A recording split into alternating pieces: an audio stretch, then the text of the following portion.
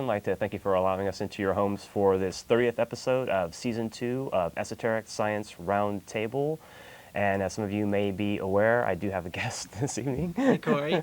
You might want to get a little closer No over problem. here. Let's get up in here. There we go. Yeah, we got the incomparable Chris Athanas in the house. Hello, everybody. Really glad to have you, man. Thank you. It's been way too long for you to be back here at Access, so Oh, I'm really man, honored to have you on as a guest today. Having adventures all over. Yeah, well, hash out a little bit about that. I want to start with a couple of announcements real briefly before we get into the meat of the matter. But first of all, I would like to mention the fact that I was watching Common Sense last night, and George Humphrey had surgery recently. And so I would like to ask folks if you could please just send your thoughts and prayers his way, and hope for a speedy recovery for this surgery that George has had. And Yeah, I just saw him 2 days ago, and he was doing really well.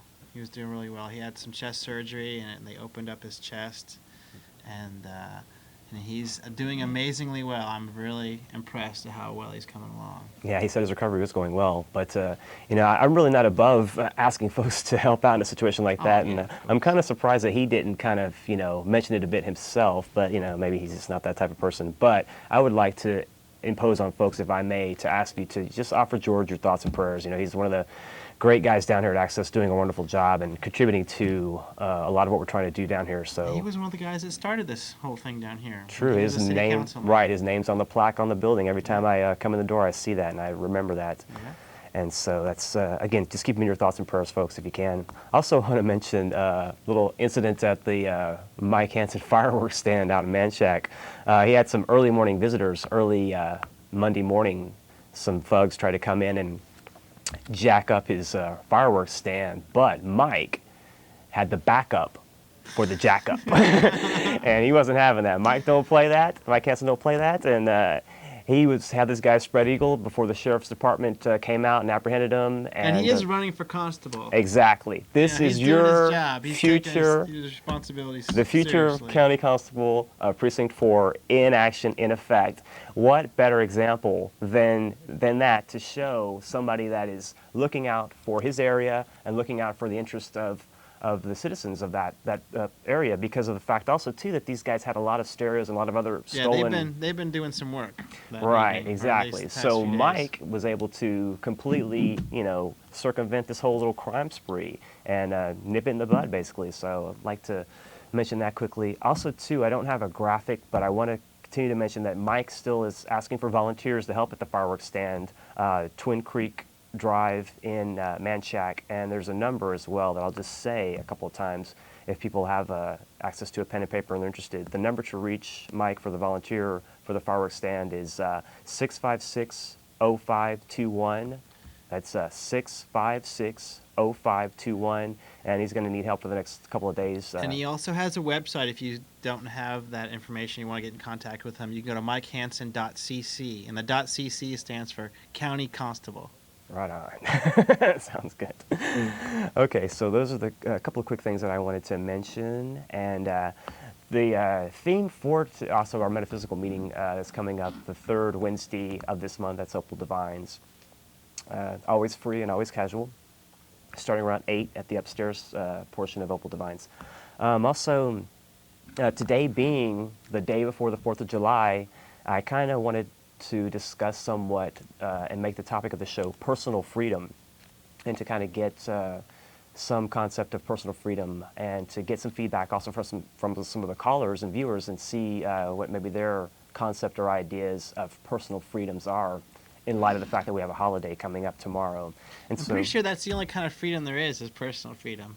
Well, I think that's the types of freedom that personal people are, worried about. It affects them personally. I mean, what are the kinds of freedom? Is it like group freedom? Is that really a freedom? Well, yeah, I would say in a sense you could have a group or a national freedom or a community freedom. But if it's just national freedom, does that mean the nation gets to do what they want, but the people don't? The individuals don't? That's a very good point. Okay, so perhaps as far as from a philosophical, right, semantics, but as far as from a philosophical perspective, perhaps personal freedom is the only type of freedom. That's the only one I'm interested in. All right, well, please, Chris, fill in some folks here. Let us know what you've been up to lately. I've been reading a lot of books about personal freedom from a lot of different viewpoints. One of the first books is by Epictetus called A Manual for Living, and it talks about this is from the Greeks from way back when about Your people. Yeah, the Greeks, exactly.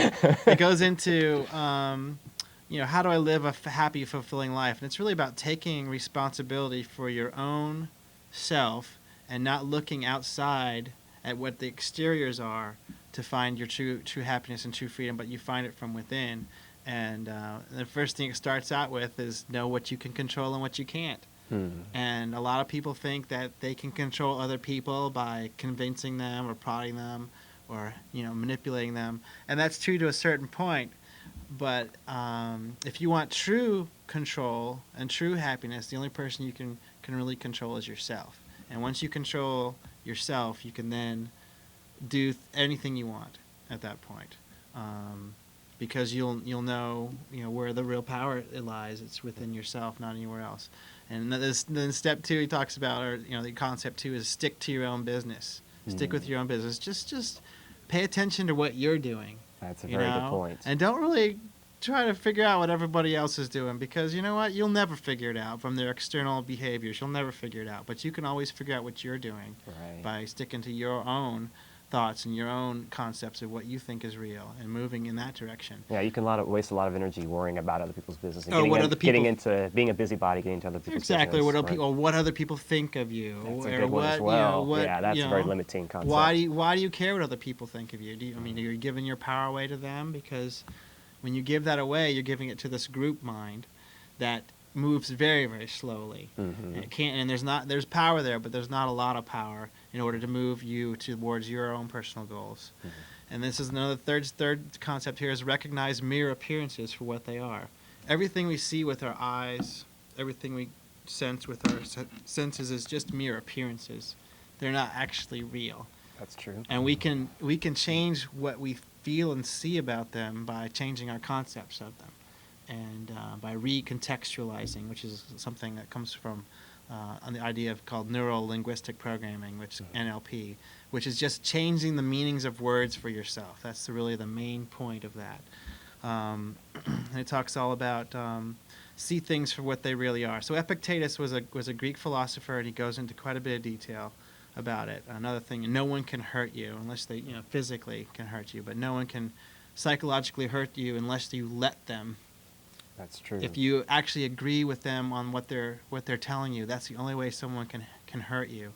And if you don't allow others to have so much sway over, or have any sway over what you feel and what you think, then you can really make some real strong progress in creating true happiness for your life, for your own self. Another book I'm reading is called Creative Mind and Success by Ernest Holmes. He wrote a book, a really neat book called The Science of Mind. And this talks about what the creative mind, what you have to do to create success in your mind. And then that will, once you create it internally, see, a lot of people go backwards with this. They try and create success out there in the external world, having the car and the girlfriend and the big bank account and the successful degree and all, having all these labels, these exterior labels. But true success always happens from within first. And it's from the awareness that you actually have it before it actually appears in the external world. You have it first here. And this is something that we all go through anytime we go through any kind of endeavor to make a change in our world or in ourselves, is it actually we think we have it first, and then it starts to exteriorize. That's a very good point. And that's where a lot of people get manipulated into this materialistic consumer type society that we live in, which is not bad. I'm not dissing it because I get into it also. But where we actually are convinced with the mainstream media and all these other things out there that you have to acquire these external labels and conditions in order to feel happy. Or maybe to meet somebody's expectations, or to meet a perceived status, you know what I mean, Right. as far as how the community would perceive someone. If we constantly are measuring up to those standards, then I think we're taking away from ourselves. Absolutely. And really, the true power that we're actually being manipulated into thinking is that they try and flip it around, so we want to go for the externals, when in fact it all starts from within inside. So he's got a series of sections. It's a very thin book, very thin, and it's very, very powerful. And I'll just read a couple of the topic headings: an inquiry into truth, what life is, man's place in creation, the beginning of understanding, our conditions are governed by our thinking, unconscious creation, the first steps, how to attain strength, what we will attract, and more about the power of attraction, how to attract friends, the control of thought, creating atmosphere, the power of words, why belief is necessary, why so many fail, using the imagination, man's right of choice, old age and opportunity, demonstrating success in business, money, a spiritual idea, and action. And basically, this whole book can be summarized into one concept, which is the primary esoteric concept, or primary occult concept, or primary hidden concept. Yeah. This is all those words that mean the same thing. Right. These ideas have been around since the time of the Greeks, and before then, Right. well before then. In fact, it was what created this universe that we all live inside. Is that like attracts like? It's called the law of attraction. So if you contain in your mind positive, creative thoughts, you will attract those kinds of things into your life. Whether it's positive friends who support you and want to help you out and don't want to do it for any other reason other than to just be supporting and helpful, you will attract that into your life when you hold the idea that that's possible and that's what's going on in your mind, and then also act as if it is already true. When you act as if it is already true, it becomes true. That is a key component for any esoteric thinking, is acting as if, because certain things we don't always have accomplished completely, but if we act and think as if, then that helps it to merge and come together in reality. As if it already is. Right, exactly. And That's it's the key not point. just a belief, it's a knowing. Right, that's a key concept. I think that's the difficult part for people to get past, is the knowing, as opposed to, I don't know, to get to the knowing state is very difficult, because people are always so fearful that, is this working, is this working, is this working? Right. To the acting as if, and they're getting to a point of confidence, that confident knowing is the key component. And Without that's the fear. personal freedom point as well. Right, exactly. And that is the point of personal freedom, is to act as if you already have personal freedom and it becomes yours. And I guess the way I got there, because I was a very non-believer in this kind of stuff for a long time, and the only way I got to the point where I knew it is I started doing small experiments. And it's very easy to do small experiments. You can just act as if, you never have a lack of pens, Mm-hmm. And I swear to God, as much as I can, that as soon as you start to have that belief, you will have an overabundance of pens in your life. Right. And that might be an oversimplified example, but just getting in that habit of thinking, in that pattern of thinking as if, and not questioning it, thinking as if that is indeed the case. I will give an example from my experience.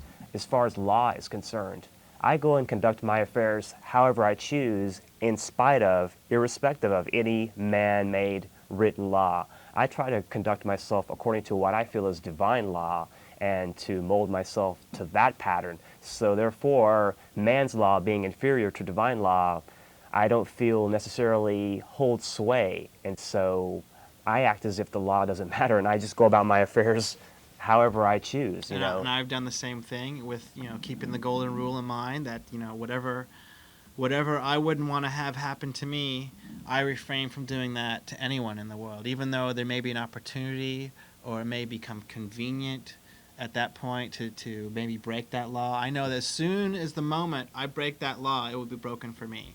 And that's one of the things I've really come to understand, is that you do set up the rules for your universe. Mm-hmm. By the way you see other people and the way you interact with other people is the way they will interact with you. Right, that's a good point. And anytime there's a little deviation there, you will feel the repercussions. And for me, it happens very quickly. Maybe I'm lucky, but I feel the repercussions almost immediately in my universe. That's more and more of a symptom of today's occurrence and events. More and more people are experiencing, just like you're saying, things from the inception to the culmination are so much quicker. Yeah, and from that thought to finish is much quicker. It seems like it's speeding up, and anytime I think I can deviate from these laws, I pay a very severe penalty, and it's very painful. Yeah, I want to just elaborate on what I was saying a second ago. I do have at least one good friend that he's so fearful of the police when he's driving around or just out and about that he literally gets a little anxious. He gets nervous when he sees a cop because he's been pulled over a number of times and he's had to go to jail a few times.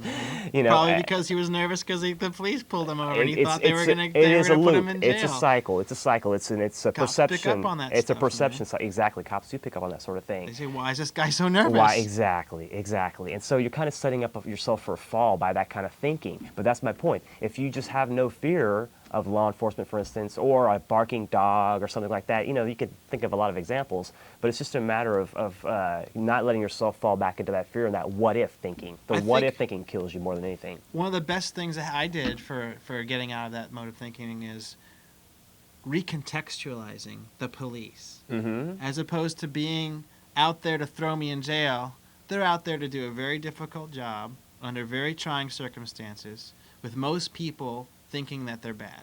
Right, exactly. And when you put the human face on that person, they become human again.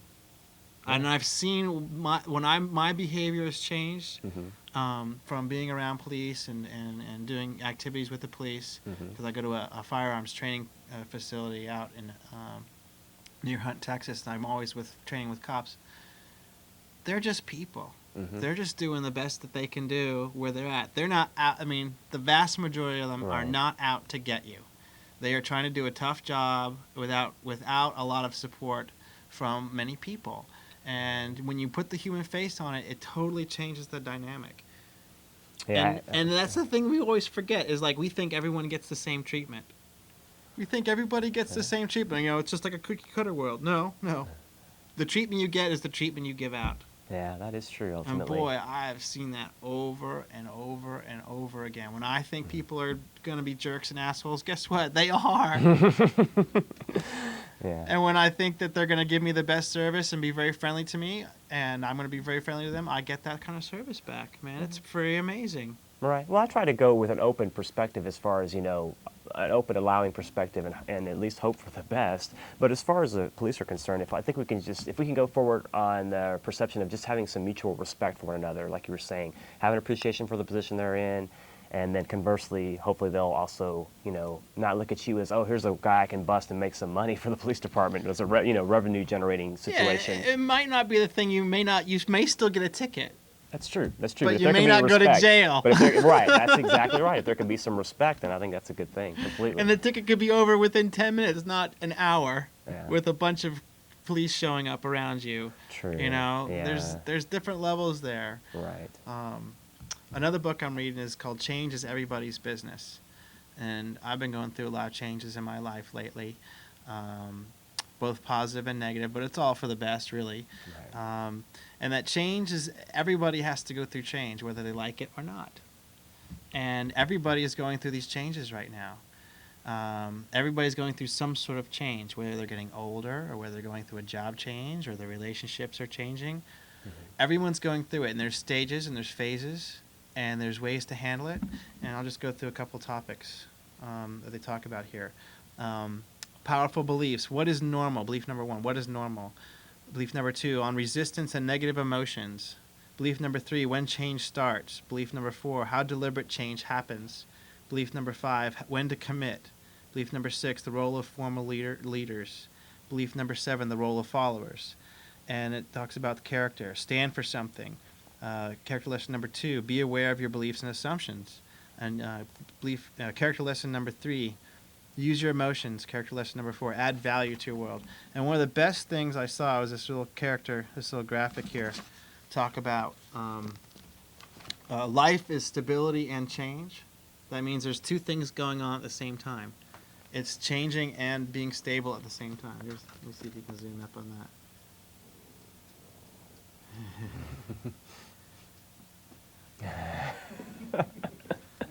So there's the... there it is. So, life is stability and change. So we're in this middle of this dualistic cycle where everything's changing, and everything's staying the same, in change. And what our role is to be try to become stable in that change, like surfing a wave. And another really cool graphic that I thought was really quite interesting is that it talks about the spiraling, this change. Where is this here? Energy spiraling preceding change. This is the energy spiral preceding change. So here's the change energy coming up and going across here, and there's you going through all the loops as the change energy comes up. So it seems like change comes in a series of packets where everything sort of starts flipping all at once, or seemingly all at once, and then it calms back down again. And it goes into, and it's like a wave. It's in a wave form. That's true. And this also talks about your quotient, your beliefs, about what you think, what your strengths are, and what your beliefs are, and how you can better cope with change as we go through these phases. And I thought that was really a very helpful little book. It's really tiny, it's really small, and coping with change. Everyone's going through changes right now, whether they like it or not, and there are techniques and to cope with things as they change, and change is inevitable. We go through phases of life, and things come up, and it's better to go and move with the changes than to resist it and hold on to the past, because there's just no holding on to the past. We're always moving in this. If we're living creatures, we're moving through the cycle of life, these cycles of life that happen. And it's better to move with them than to try and resist them, because there's usually something better around the corner, because that's the reason why the change is happening. And when you resist that stuff, it gets, it can really physically damage you, damage your health. What else have you got there? Another really cool book I've been reading, is called The Amazing Laws of Cosmic Mind Power. And this is just another version of this one here, of Holmes' book, Creative Mind and Success. And it talks about the power of prayer in putting thoughts into your subconscious mind. By programming your subconscious mind with positive thoughts about what exactly you want, not what you don't want, but what exactly that you do want, and the way you want it, in a prayerful type of form with a lot of power and energy behind it, as if you were talking to God. It programs into your subconscious mind, which is actually connected to the group mind and the universal mind, which we all exist inside of. If you don't believe that, you can do some experiments. You can find out that we all exist inside of a universal mind, and we're all extremely connected together. We're very connected. We're more connected than we even realize. That's very true. And when we download into our subconscious mind, it will actually respond and give us exactly what we want every time. And there are some series of exercises in this book that talk about, the sample prayers and stories of people who have used these prayers and the outcomes of the prayers into getting the things that they need. Not necessarily what they want, the things that they need. And it's The Amazing Laws of Cosmic Mind Power. And it's a very easy read, lots of neat allegorical stories with real life people. And it's just another way of looking at, these esoteric occult powers. It's just hidden stuff. It's just stuff that we're not told in school. It's not advertised on TV. That is really at the root cause, because we're actually praying all the time. Anytime you have a thought in your mind, negative or positive, it's putting a prayer out in the world. And as far as me, I want to put the most positive stuff out there, because I would like to live in a very positive world. And I haven't always done that. In the not too recent past, I wasn't doing that, and I was getting negative results, and it wasn't making things very, very good for me. And then this last book here is called The 100 Simple Secrets of Successful People. The 100 Simple Secrets of Successful People. And this is 100 different stories, 100 different tips, and 100 different studies that have been scientific studies about successful people. And they're all the different things that they do to make success happen in their lives. And it's very simple, straightforward stuff. And I'd say, that, again, the number one thing is like attracts like. And what you think with your primary thoughts, moment to moment, is what dictates your life. And those are important things for people to realize and really take to heart and experiment with, if you don't believe it. To maintain positive thoughts in the light of a very negative seeming world, a very negative and tough seeming world. But actually, our world does want to give us the most positive, fulfilling life that's possible, but only if we ask for it and only if we keep it in our uppermost in our thoughts. If we don't keep it uppermost in our thoughts, we get the negative stuff that we're praying for. No, that's very true. And, this was a tough lesson for me to learn, and I'm glad I know it now. Now I just got to practice it more. But do you find that there's hundreds simple secrets, or that the successful people, the pattern is pretty much the same as far as what they're able to accomplish, as far as what got them to success? Yeah, exactly. Like, here's the first one, law number 1, or 100 secret number 1. Competence starts with feeling competent. Mm-hmm. If you feel in your heart that, hey, I'm a competent person, I can do stuff. Mm-hmm. I like to, when I was starting out in my business, and I was looking at all the people around me who were seemingly doing these amazing things, and I would actually meet them and talk with them, and like, how is this guy pulling this off? If one idiot can do it, another idiot can. That's true. It boils down to perception very much. Really, with a lot of things. If you try and put people on a pedestal like they're better or bigger, have some kind of special quality or something, you're never going to get it. But when you look at all the commonalities that you have with people, and the methods that they use to get where they got, right, and you know that if they did it, you can do it too. Yeah, very much so. I got a similar kind of experience living in Los Angeles, working in the music industry, and I would meet, a lot of well-known recording artists and work with them and what have you, and get to see and meet with them and speak with them and hang out with them a little bit and see them eye to eye as persons. Right. Just another person, and there's not really anything necessarily too extravagant about them. They're just, a very gifted musician or what have you. Right, but they got there using, being interested in music and dedicating time and effort and energy into that work. But believing, first and foremost, believing that they could accomplish it. Yeah, exactly. Saying, hey, I know I can do music. I mean, just chunk it down to the small components and build it up from there. Yeah. And, man, okay, and so number 2, it's not how hard you try. Number 3, creativity comes from within.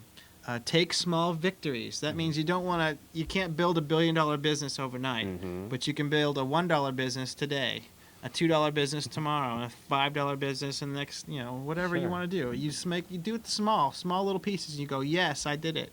Not all the things you haven't done, but the things you actually did. And once you start doing that and looking at the small term stuff, it starts to add up. I think you start to get momentum. You can see that in the whole Patriot community too, as far as incremental pockets that build up to a big overall movement and a big, way of thinking. Exactly. That's a good point. Resist the urge to be average. You can be special, you can be unique, and you can do amazing things. But you can't do it by comparing yourself like I'm just an average guy. Right. You can't do it that way. Yeah. You have to think that you are exceptional and special and unique and have some special qualities that people are going to compensate you for, whatever way you want to be compensated. Right. You got to resist that urge to feel small. And if people don't understand what you're doing or where you're going, you kind of have to resist that and kind of move through it. Yep. And if people, because there's going to be 8 out of 10 people want to see you fail. Hell, that's facts of life. You tell people what you're doing or where you want to go, they're going to say, no way, you can't do that. It's impossible. No, that is true. You do get a lot of negative feedback from people. So you got to be very careful about who you share your plans with, and just go about doing your stuff. And when they see you having the successes, then you can talk about where they came from. Because beforehand, most people aren't going to listen because they don't believe it and they're not following these rules and they don't know about these laws and they don't know what's going on. They just want to stay in their own mediocre world and not do the things that they really want to do. And they see you doing things that you really want to do, and it gets demeritated. It's never just one thing. Don't keep fighting your first battle. Change is possible, but it's not easy. Seek input from your opposites. That's one of the reasons I was doing my cable access show live, is that you would get input from people that you don't necessarily agree with. And you've got the ability to take that in, see where they're right, see where they're wrong, make your own decisions on it, and move forward. Not everyone is going to agree with you. It also let me learn that I got to be careful about who I tell things to, and don't talk about what you're going to do until you're already doing it. Write down the directions. Anticipate irrationality. We live in a kind of a strange universe. Winners are made, not born. Do things in order. Get experience any way you can. Like for example, if you want to get on TV, you want to become an actor, This is a tremendous opportunity down here that not enough people are taking advantage of. I agree. And I do not it's next to understand free. all these actors and out-of-worked actresses and these film directors and these film people that want to do documentaries or they want to make some big movie. Guess what? You've got 500,000 people here watching. Yeah, that's It's true. not expensive to come down here. It doesn't take a tremendous amount of time. What are you doing? I agree. I What wonder are about you that all the doing? time, Are you too. waiting for Spielberg to come down and to go knock on your door? Oh, we heard that you want to become a director and be in film. Gosh, we've been waiting for you to show up, but you weren't showing up, so we're going to come down and check you out. Yeah. No. It'd be nice if it were that way. Nope, it's not going to work that way. You know, Rodriguez was Robert Rodriguez. Yeah. He started here. Sure. He's doing Spy Kids and what he's other built up movies? his He's got a reputation. whole bunch of movies he's doing. And you know what? Where did he start? He started because he believed in himself. He saw a greater vision than anyone around him had, and he came down here and he got started. And he got started. And he was doing small victories, small victory, small Right, victory, right, small right. victory. And as soon as you start piling those things up on top of each other, all of a sudden, wham!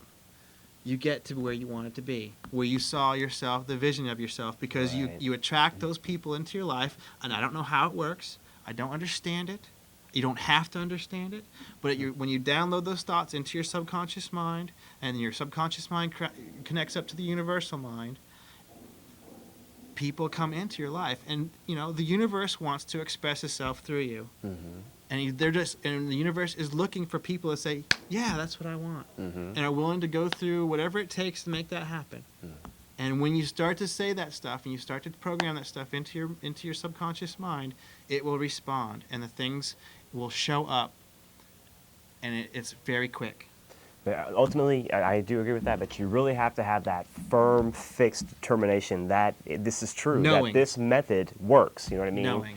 Like you said, it doesn't matter so much that you know how it works, but that you believe that this process can work for you. I don't know how it works. But you believe that the process works. I know And it. you've seen It's not. evidence. I don't believe it. I know There it you works. go. And that's the key component. That's where people, I think, have difficulty is getting that leap, that great chasm between assuming and knowing. You know what I mean? Well, the The way leap of I faith. did it, and the way anybody else can do it, because I'm not the biggest, smartest person on the planet, is you start small. Do it with little stuff. Just take the small victories. Take the small things. Okay, let me just try this out. I want to see if this works for me. Is this really true? Is this guy just jerk talking about stuff on TV? Is he special because he's white and he's male? No. It has nothing to do with that. It has to do with I know it works. And I'm going to do it, and I'm going to try this thing, and I'm going to make it happen, and I'm going to see how it works. I'm going to put these thoughts into my mind. I'm just going to do it. I'm just going to do it. And I'm going to see what happens. And once you start doing that, you better be careful. It opens up a whole bunch of That's stuff. true. man. Yeah, that's when it comes into the be careful what you ask for situation. Exactly. It really Very does much. come into that situation. Right. Where you stand depends on where you look. Use your own self-interest. Remember who you are and where you are. There's just all these different rules, There's a and lot they're of stuff all there. there's all into basically like attracts like. You want to be a successful person, you start becoming a successful person. But you have to start from that point of empowerment. Yeah, absolutely. You got to believe it's possible and know it's possible, because if you ever meet any of these people, these actors and actresses and movie producers and successful business people, they didn't start out like that. Usually they started out very small. There's a few instances of the silver spoon, but yeah, by and large. Very few. The vast majority of them worked at something small first. They didn't start off in Hollywood blockbusters. They started off in some small stage somewhere, or cable access, or Perhaps. just in a neighborhood play, or just and not even as a main role. Maybe they were a side role. Yeah. They just started getting into it, and they were attracted to attract like. They had a positive attitude. They knew what they wanted, and they kept going for it.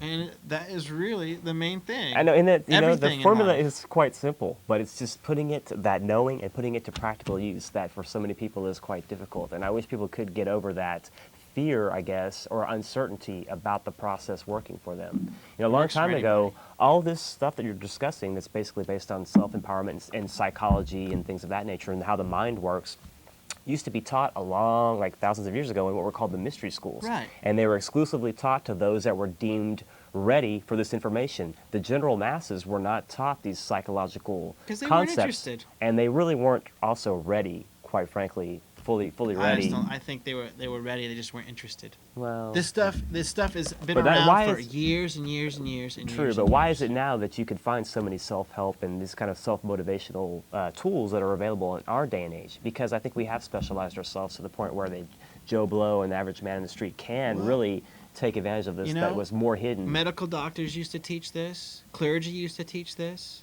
And to anybody who was having problems in their life, they would teach this stuff. And you know what? It's not hard to understand. It makes total perfect sense. It's not woo woo. Mm-hmm. It's not strange out there stuff. It's very concrete. That's true, and it's good to bring that But into I the think realm most people are a little bit lazy, and they do they're a lot see all, lazy. and they also don't think very highly of themselves. That's true too. For whatever reasons. Usually our Right. parents, they did the best they could, but their parents taught them how to be, and their parents before them taught them how to be. And you are the person who has to break that chain. Right, that's a good point. And take the confidence in yourself and realize that every single person that's a human has the same exact skill set and is a genius in their minds. And they have the ability to become a genius because they have special gifts and special talents that only need to be expressed through thinking and knowing that it's possible for them to express them. All right, I'm ranting. All right, let's get some calls. Hello, caller, you're on the air. Hello? Hey, how's it going? Go ahead. Is it me? Yes, that's you. Oh, okay, I'm sorry. I lost you. I don't have you on my phone, so I'm going to turn my TV up. Okay. Okay. Yeah, I just wanted to, first off, I just want to thank you guys for being who you are, and it makes me glad to be in this town and glad to breathe the same air as you guys. Just you're doing a good work. And number two, I'd like to offer up a thought. I guess the visual back there in the background kind of made me think of this, but the Bible says that the kingdom of heaven is not food or drink, but righteousness and peace and joy in the Holy Spirit. Absolutely.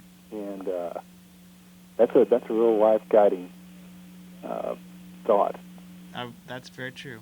So I thought I'd kick it off with that, and just keep up the good work. Thank you. Hey, God thanks. bless you guys. Yeah, Take care. I mean, I have a strong belief and knowing that God does want us to be successful. Mm-hmm. That's why He gave us these minds and these bodies, and He gave us a universe that gives us basically anything we want, anything we believe in, anything we know.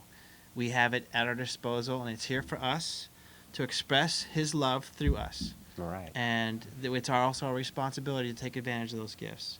And He really does want to give us those things. Also, too, to add to what you were saying a second ago, the kingdom of heaven is within you is also a thing that I like to fall back on quite a bit. And again, personal freedom, it all starts from a point of self-empowerment, knowing that we are who we are, knowing that we have these capacities within us, and that we don't have to be fearful. That we can come up, we can be strong in our truths and express our thoughts and be creative and get along wonderfully with one another, and from a point of self-respect, mutual respect. That's my hope, definitely. And God does want to express those things through us, that's Very for much. sure. Hello, caller, you're on the air. Hello? Hi, how's it going?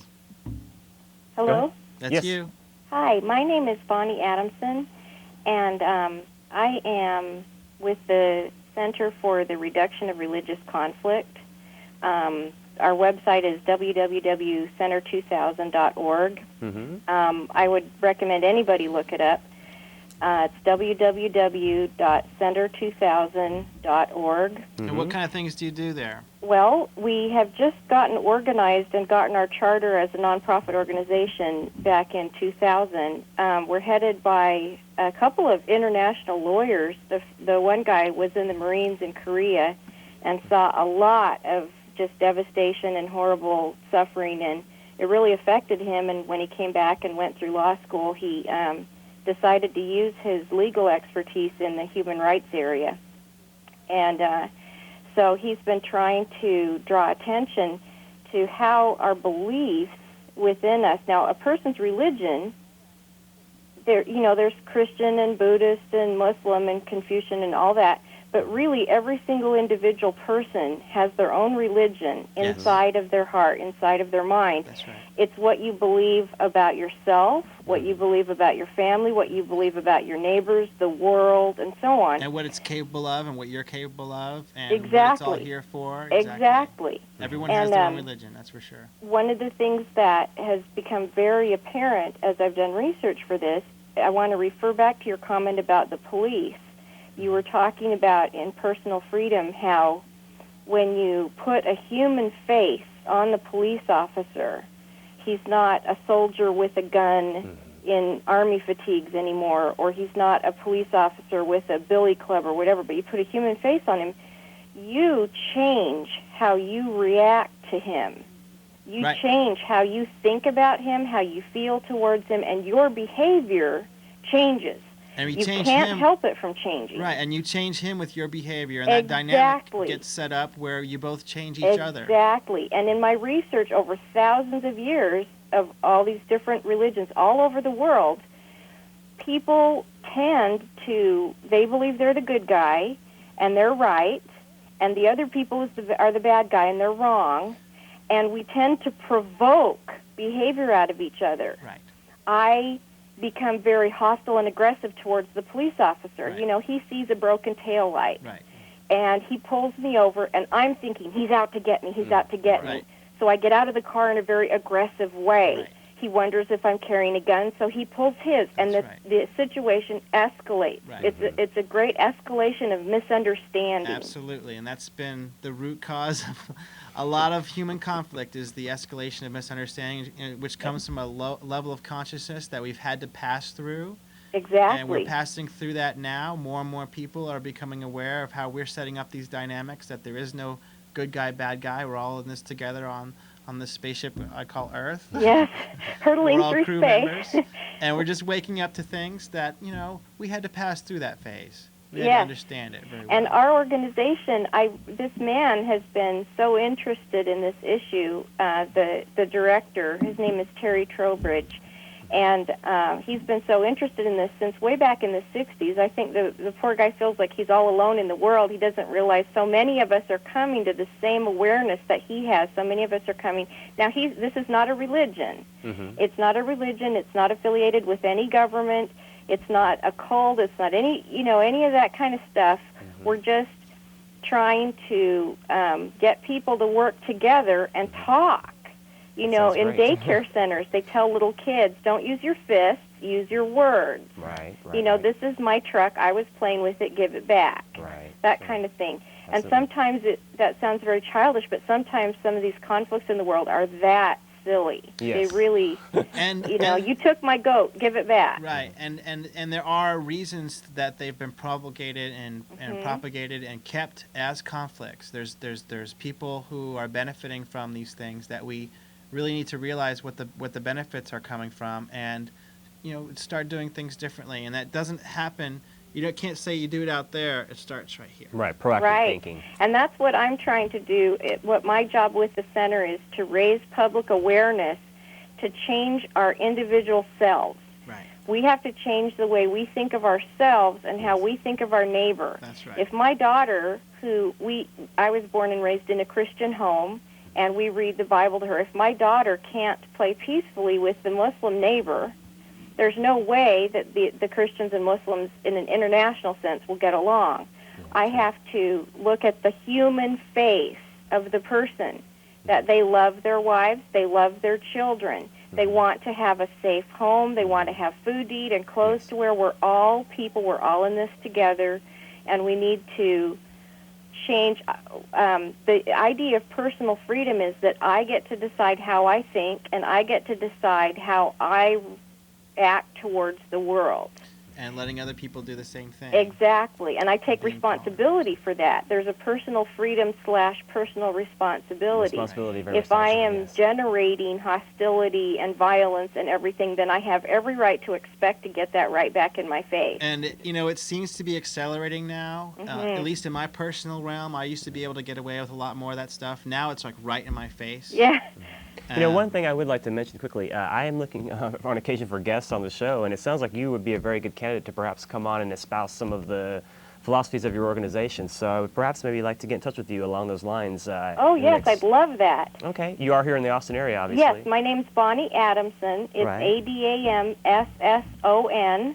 Okay. Go send an email to him at this email address. Sure. And if anyone else is interested, you're welcome to email me. My email is very simple. It's save_the_world at netzero.com. You're an ambitious young lady, aren't you? Okay. Hey, thank you very much for calling, and I will be trying to get in touch with you in the near future. Thank you call. very much. Will do. Take care. Take Bye-bye. care. Great, that was a good call. Wow, Yeah, really cool. good call. We got some good callers tonight. So far, so good. Hello, caller, you're on the air. Hello? That's you. Hello. Yes. That was you. Oh. Hello, caller, you're on the that's air. you. Hello? Yes. Yes. What?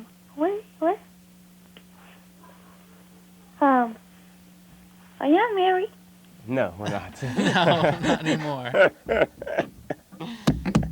To each other, I guess. Huh? Okay, let's see here. Let's go fishing, shall we? Hello, caller, you're on the air. Hey, what's up, man? Shag.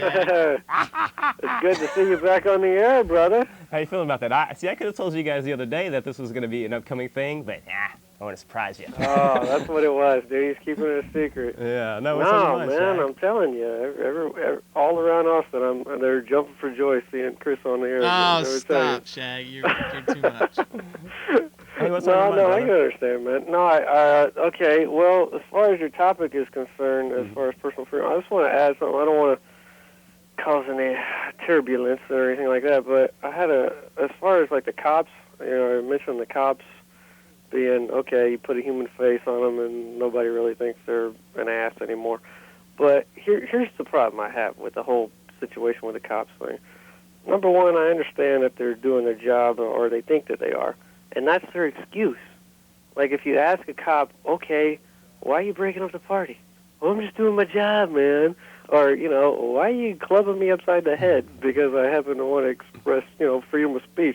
Just doing my job. It's like, well, a lot of it's not their job, but how do you, to me, it's like, it's not that they're bad, it's just that they're ignorant. You can't, now here's the thing, They're not all ignorant, Shag. Right, exactly. They're not all bad. Right, it's not all bad. And they've been told to do things, otherwise they get fired and they don't get to live in their house, and their kids go hungry and all of this other stuff that they believe that's the way things are. Right, but what I'm saying is that if you're in a situation where you're confronted with this type of situation, what would you do? Like, I understand you try to talk some reason into them eventually, but sometimes ignorance doesn't hear reason. My point is that ignorance is no justification for a lot of these actions that I agree, occur. but who is in control here? Are you in control, or are they in control? Well, personally, I haven't had too many problems with the cops because I try to stay away from as much as possible. But it comes from that attitude, Shag. I'm going to let you go real quick. Okay, cool. It comes from that attitude of if you think you're going to have trouble with these individuals just because they're wearing, they got a badge and they got a gun. If you're having that attitude preconceived, you're setting yourself up for that kind of a situation. If you have that freedom, and you're saying, hey, I don't have a problem with this guy, I don't have a problem with me, I'm minding my own business, whatever. You're not setting up those currents. That's how I feel. Right, and the police don't. I mean, there's a dynamic that gets set up, and the dynamic starts usually with you. I mean, the cop sometimes has an attitude, yeah, but you can diffuse it. Yeah, I think that's it. You can diffuse it. You can use the force, if I can use those terms, right. and you can diffuse that negativity very much. But a lot of times it might be a lesson for you to learn at that particular moment in time of forgiveness. Maybe there's some karmic cycle that was set up that you need to learn forgiveness at this point in time. Maybe you need to control your emotions at this time. Maybe you need to learn that there are bad people in the world no matter what you do, and what are you going to do with that? Yeah, that's true. A lot What of are you going to variables. do with that?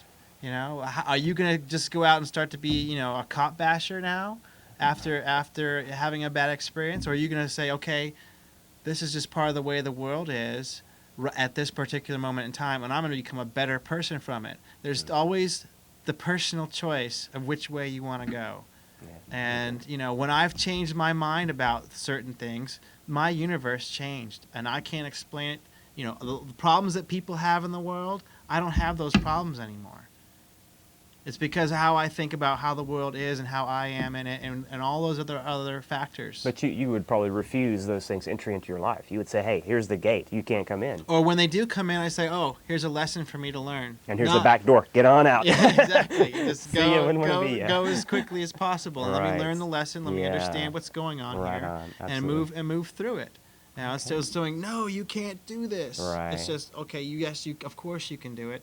Let's move through it and get to the next thing. True. So. Yeah. We can grow from those challenges and adversities. Okay. Yeah, and that's the only way we do grow is through challenge and adversity. All right, let's go fishing. Hello, caller, you on the air?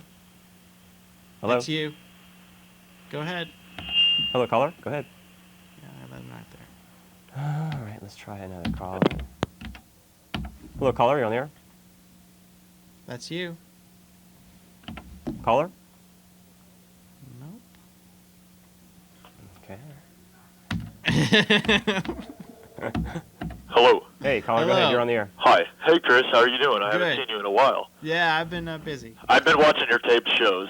I caught the beginning of your show, and then I had to catch another phone call. Did you say in the beginning that someone tried to hold up or rob Mike Henson's fireworks stand? Yeah. They did. Wow. Because I was going to go out there tonight and buy fireworks for tomorrow night. They didn't succeed. Just They hey, did. just make sure you're packing when you head down there. You all right? Oh, I sure will be. Well, I haven't seen you in a while. And Fag Bashers Unite! I thought so. I figured as much. Hey, buddy, since you called, go ahead. So you haven't talked to me in a while. You talk to him. I appreciate him being on the air, and Me too. And those fat bastards, I'm not really sure that they're ever going to unite because usually they're fat or they're bastards, they don't really into each other, the sort of like the pissed off club, they never meet. The fat bastards will never meet. I don't think they're ever going to get together and unite. One quick suggestion. How about a newsletter? I mean, if you want to maintain some anonymity, you want to stay on the down low, how about a newsletter? And you could espouse on your philosophy, and you could give us the FBU I just philosophy. don't understand why he thinks the fat bastards should come together. Well, should they continue to just... I think they should just remain fat and bastards and just do the thing that they do, Okay, let's go fishing again, shall we? Hello, caller, you're on the air. Hello? Caller? Interesting. We're having some false positives here. Hello, caller, you're on the air. Hello? Caller? Yeah, that's another one. Oh, Too shy. Hello, caller, you're on the air. That's you. Okay. This is odd. Caller?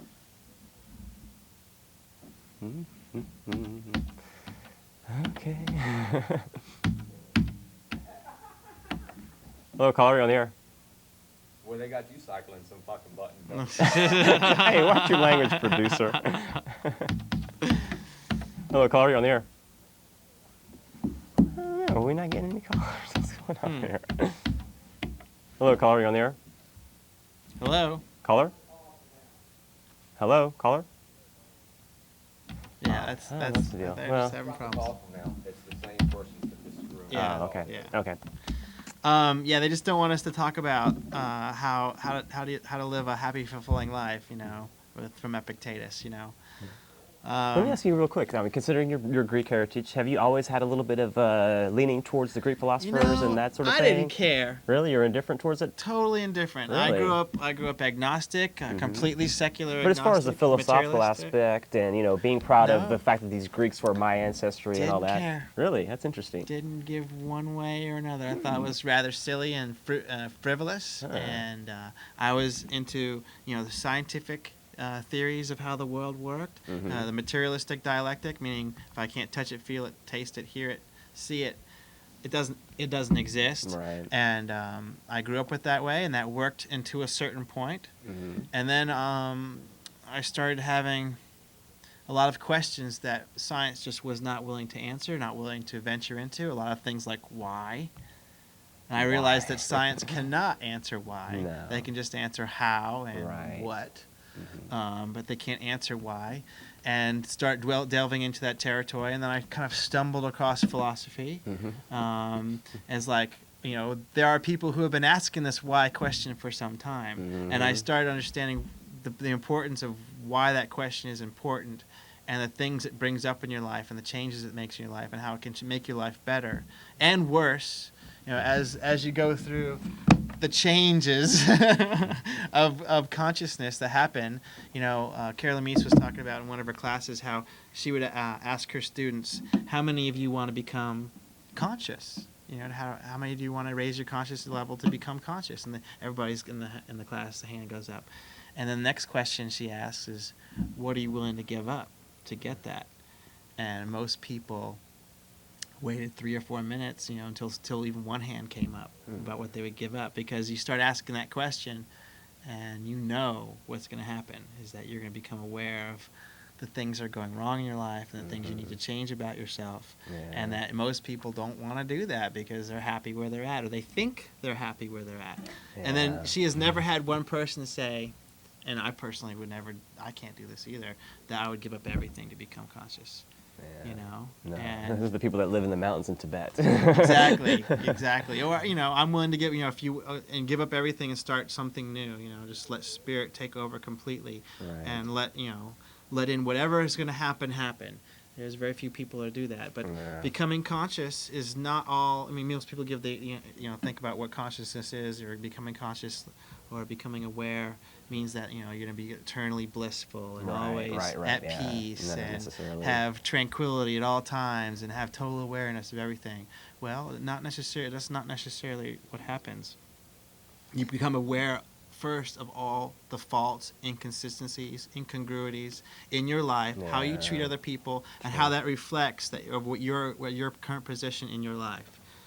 And that's an ugly thing to look at. Well, it has to start with an honest assessment. Any personal freedom, any growth, any of that has to start with an honest assessment, to be able to look at yourself, man, know thyself, and to see what it is that makes me tick, what it is that makes me think and react to certain situations, and then to go from that knowing and that understanding and improve upon it. And I don't think it's ever pretty.